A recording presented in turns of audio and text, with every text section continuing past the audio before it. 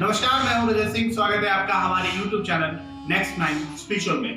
दर्शकों, रोजाना की तरह हम आपके लिए लेकर आते हैं एक स्पिरिचुअल जानकारी जिसमें हम किसी स्पिरिचुअल विषय पर आधारित चर्चा करते हैं। दर्शकों, आज की हमारी चर्चा क्या रहने वाली है, उससे पहले हम आपसे एक निवेदन करना चाहेंगे कि अगर आप हमारे चैनल के लिए नए हैं तो कृपया करके आप हमारे चैनल को सब्सक्राइब कर लीजिए और बेल आइकन जरूर दबा दीजिए, जिससे कि आपको हमारी सभी नई वीडियोस का अपडेट मिलता रहे।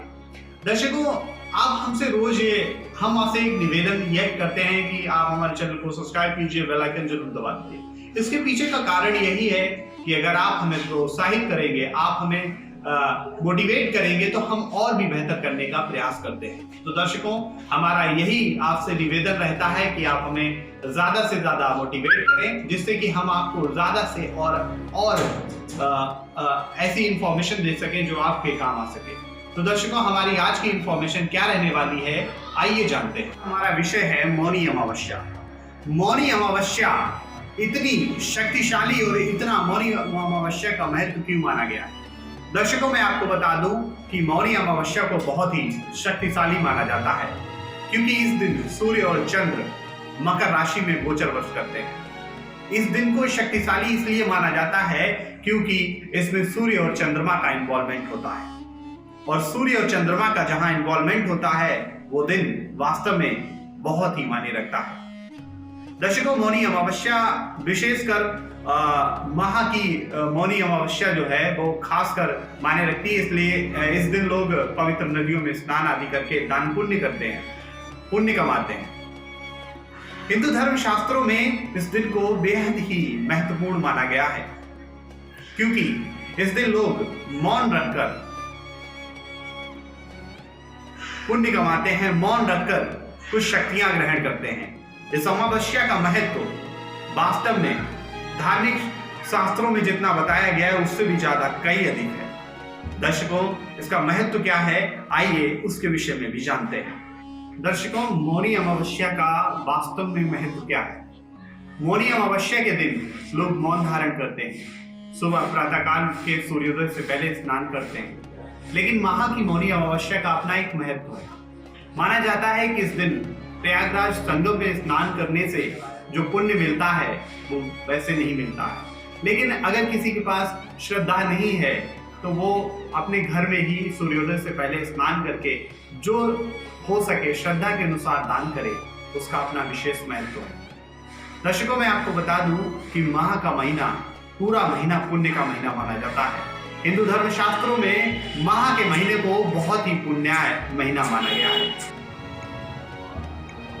मौनी अमावस्या के दिन सूर्य तथा चंद्रमा गोचरवश मकर राशि में आते हैं, इसलिए ज्योतिष के अनुसार यह दिन एक संपूर्ण शक्ति से भरा हुआ और पावन अवसर बन जाता है।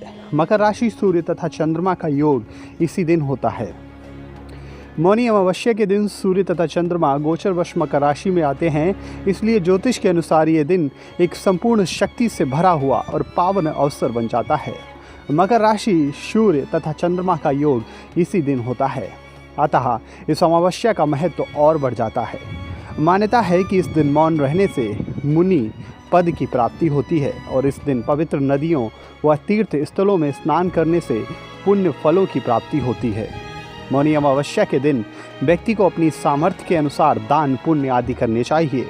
यदि किसी व्यक्ति का सामर्थ्य त्रिवेणी के संगम अथवा अन्य किसी तीर्थ स्थान पर जाने का नहीं है तो वह अपने घर में ही स्नान दान व व्रत कर सकता है।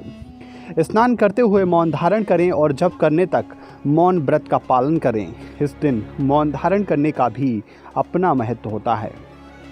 शास्त्र कहते हैं कि इस दिन व्यक्ति प्रण करे कि वे अपना झूठ छल कपट आदि का व्यवहार नहीं करेंगे। मौन से मन शांत रहता है और शांत मन शरीर को सबल बनाता है।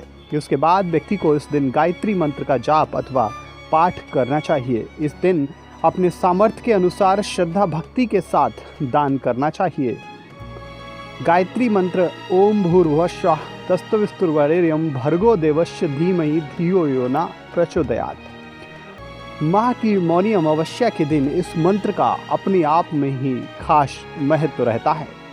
माघ महीने के कृष्ण पक्ष की अमावस्या तिथि 10 फरवरी को रात 1:08 पर प्रारंभ हो चुकी थी। 11 फरवरी दिन गुरुवार को देर रात 12:35 तक रहती है। तो दर्शकों, ये था मौनी अमावस्या से जुड़ा एक छोटा सा राज जो मैंने आपको बताया। दर्शकों, मैं आपको बता दूं कि अगर आपकी किसी में आस्था है और आप उस काम को करना चाहते हैं, तो अगर आप आस्था के अनुसार अपना काम, अपनी पूजा, अपनी श्रद्धा, अपनी भक्ति करेंगे, तो आप यकीन मानिए कि उसका फल आपको दोगुना मिलेगा।